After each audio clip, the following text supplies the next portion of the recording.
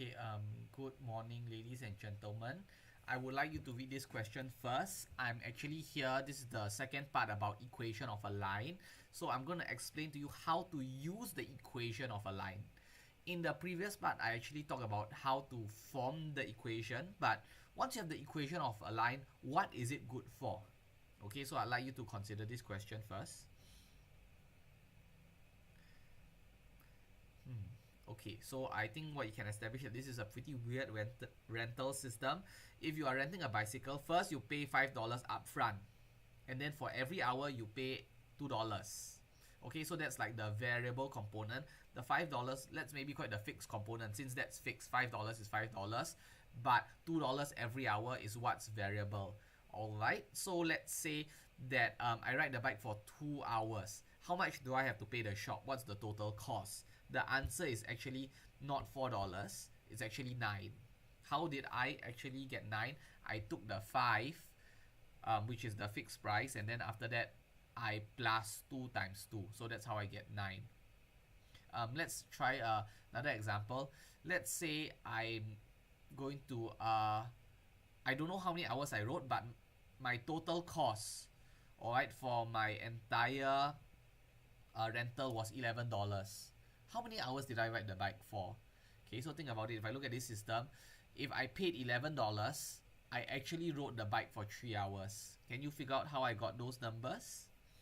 Okay, you can just think about it. It's 11 minus 5, which gives me 6.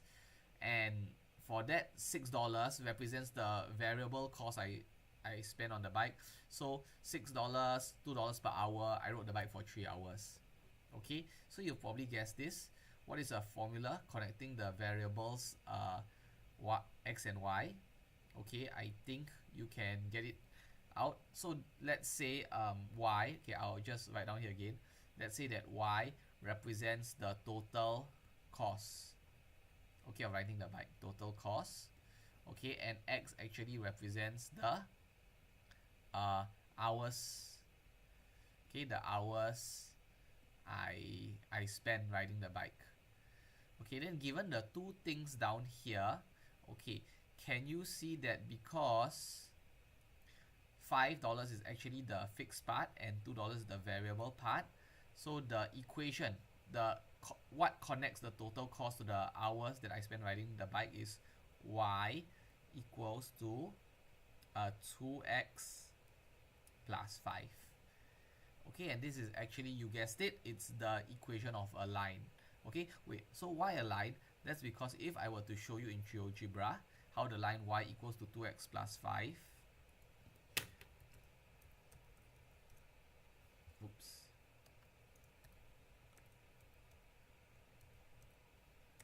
okay, it actually looks like this. Okay, let's take a closer look. Okay, y equals to 2x plus 5, this is the line. Okay, so if I actually spend 1 hour, I would actually pay $7. If I spend 2 hours, I pay 9. Okay, so this is a linear representation of the cost, and the equation of this line is y equals to 2x plus 5. Okay, remember this line has a gradient of 2 and the y-intercept is 5, like we talked about in the first part. Alright, so this is pretty nice way to relate what you are learning, okay, because it seems quite abstract, but now I've given you a fixed scenario. Alright, now let's actually try to focus on another question. This one, it's the first time maybe you're seeing something like this. Okay, but if you are not too sure how to do it, then it may look a bit alien to you, but let me break it down for you. The equation of a line is y equals to 2x plus 5. A point 4, k lies on the line. Find k. Alright, so this is how to do it graphically. Okay, so actually here I've got the line y equals to 2x plus 5. Okay, and what was the point that lies on the line? 4, k. Okay, so if you actually zoom out, alright, you can see that 4, okay, the point 4, k is actually here. So what does this all mean? It actually means that if, okay, you are following this formula, this story, okay, If X is the number of hours I rent a bike, then what's the total amount I pay at the end? Okay, so you will say that, hey, wait, that's 2 times 4 plus 5. So 2 times 4 is 8. 8 plus 5 is 13. Okay, so this is how to actually do it. I'll actually write down the equation of a line first. Okay, so the equation of a line is, okay, y equals to 2x plus 5. Okay, this was given in the question. This is the equation of a line.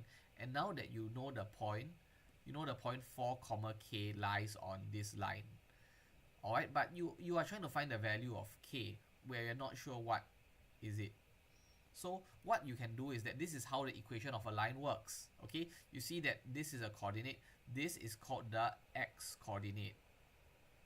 Okay, you know this from lower sec. And this k is actually called the y coordinate. So what actually happens? How does this equation works?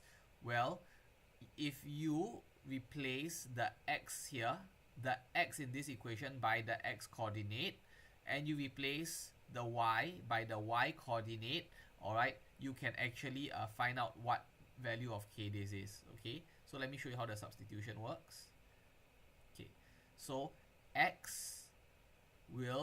x in this equation will be substituted by the x coordinate.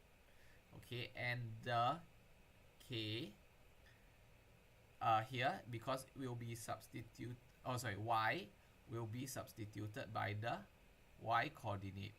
Okay, so let's say after we do our substitutions with the point on the equation, here's what our next line of working looks like. Okay, k equals to 2 times 4 plus 5. Okay, and then solving it, this is 8 plus 5.